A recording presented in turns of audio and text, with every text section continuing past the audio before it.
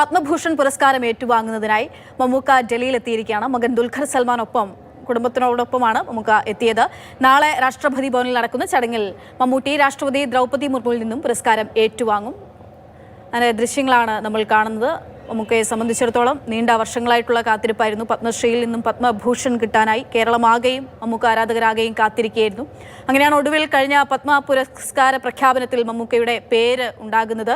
നിലവിൽ അദ്ദേഹത്തിൻ്റെ ആരോഗ്യാവസ്ഥയൊക്കെ കടന്ന് അതൊക്കെ കഴിഞ്ഞ് അദ്ദേഹം തിരികെ വളരെ ഊർജ്ജസ്വലനായി മെഗാ എപ്പോഴും ഉണ്ടാകുന്ന അതേ ലുക്കിൽ തിരികെ എത്തുന്നു. 75 വയസ്സിന് 3 മാസം കഴിഞ്ഞാൽ തികയാൻ പോകുന്ന ഒരു മനുഷ്യനാണ്.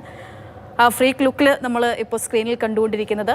ദുൽഖറിനും ഒപ്പം തന്നെ കുടുംബാംഗങ്ങൾക്കൊപ്പമാണ് അദ്ദേഹം ഡൽഹിയിലേക്ക് എത്തിയിരിക്കുന്നത്. നാളെ പത്മഭൂഷൺ മമ്മൂക്ക ഏറ്റുവാങ്ങും. അദ്ദേഹത്തിൻ്റെ ഭാര്യ സുൽഫത്ത് എല്ലാവരും അദ്ദേഹത്തിന് ഒപ്പം തന്നെയുണ്ട്.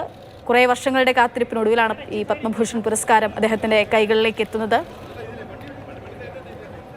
മറ്റു കുറേ പ്രശ്നങ്ങളൊക്കെ ഉണ്ടായിരുന്നു പുരസ്കാരം ഏറ്റുവാങ്ങുന്നതിൽ. പുരസ്കാരങ്ങൾ അദ്ദേഹത്തെ ഒരുപക്ഷെ അവഗണിക്കുന്നു എന്ന് തോന്നിയിടത്താണ് പത്മ പുരസ്കാരം അദ്ദേഹത്തിന് കിട്ടുന്നതെന്നുള്ള പ്രത്യേകതയുണ്ട്. എന്തായാലും വളരെ സ്റ്റൈലിഷായി അദ്ദേഹം എപ്പോഴും മമ്മൂക്ക ഏതൊരു വേദിയിലേക്ക് എത്തുമ്പോൾ അദ്ദേഹത്തിൻ്റെ ഡ്രസ്സിങ്, അദ്ദേഹം ആയിരിക്കുന്ന അപ്പിയറൻസൊക്കെ മറ്റുള്ളവരിൽ നിന്നും ഏറെ വേറിട്ടതായിരിക്കും.